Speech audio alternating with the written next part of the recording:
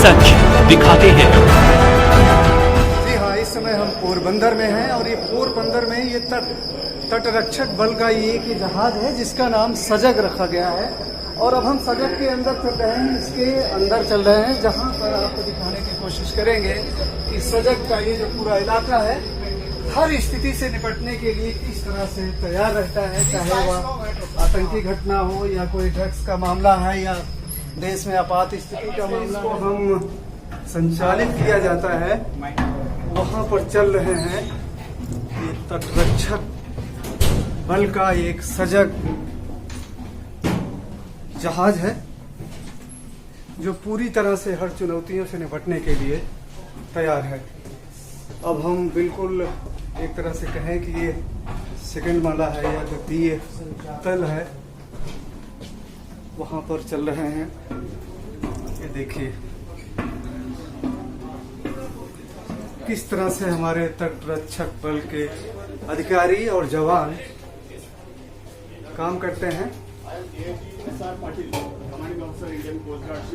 अब हम सजग के 105 मीटर लॉन्ग उस जगह पर हैं जहाँ पर इसे संचालित किया जाता है। या आपको कहें कि ड्राइविंग सीट है। ये देखिए अब हम चलते हैं, इसके कमांडर जो है इस समय मीडिया से बात कर रहे हमारे हैं। बाकी जो जहाज के ऑफिसर्स इंचार्जेस है वो आपको डिटेल में ब्रीफ कर देंगे। Thank you sir. Thank you. Good afternoon. I am Commandant G. Mani Kumar. I am presently carrying out the duties of Executive Officer of Indian Coast Guard ship Sajag. This is, as my commanding officer said, the third of 5 OPV projects, which is 100% indigenously designed and manufactured with state-of-art equipments, weapon systems, sensors, and propulsion and power generation systems. This ship is capable of carrying out all the charter of duties of Indian Coast Guard, and it is one of the best platforms available with Indian Coast Guard at present to carry out all the duties with respect to national security. This ship is not only in lines with Government of India's vision of Make in India, but it also confirms with the present vision of Make for the World, because this ship is that much sophisticated that it can carry out duties of all charter of Coast Guard of other maritime nations also. Thank you. नमस्कार, मेरा नाम घनश्याम है। मैं जहाज में navigator showman की duty करता हूं।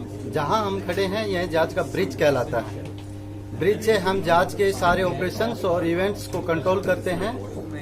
जहाज में उच्च किस्म के तकनीकी उपकरण लगे हुए हैं जो अधिकांश भारत में ही बने हैं।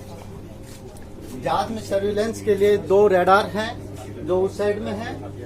जहाज में electronic chart display and information system है। ये जहाज का स्टीयरिंग सिस्टम है जो भारत में ही बना है। ये जहाज की स्पीड को कंट्रोल करने के लिए इंजन कंट्रोल्स हैं। उस साइड में जहाज में सीसीटीवी लगे हैं जो चारों तरफ जहाज की निगरानी करते हैं। जहाज की स्पीड को कंट्रोल करने के लिए इंजन कंट्रोल्स यहाँ पर हैं, और जो जहाज को पोजीशन मिलता है उसके लिए डीजीपीएस जहाज में इस्तेमाल किया जाता है। Good morning, I am Deputy Commandant Pranav Penyuli. I am the gunnery officer of the ship. My part of ship is the frontmost part of the ship, which is known as forecastle. And my role in the ship is to maintain the fighting efficiency of the ship and assist command in any developing hostile situation encountered at sea.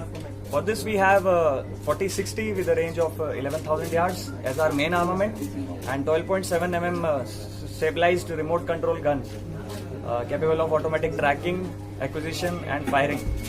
And also some small arms, for example the newly inducted joint venture protective carbine, the JVPC, under the Make in India initiative, and it is a joint venture of DRDO and the Ordnance Factory, and also INSAS, pistols, light machine guns and medium machine guns. Good morning, I am Commandant Rahul Mallareddy. I am the engineer officer of this ship. Now this ship is the third ship of its class which is built at Goa Shipyard Limited. Okay. It is powered with 2 engines and 2 gearboxes. Now the gearboxes of this ship is totally Make in India, giving a thrust towards the Make in India concept. And there are other machineries as well which are giving a thrust towards Make in India, and most of the services and spares are procured in Make in India concept as well. So now we'll go towards the engine room and have a look in the about the machineries as well. सच दिखाते हैं।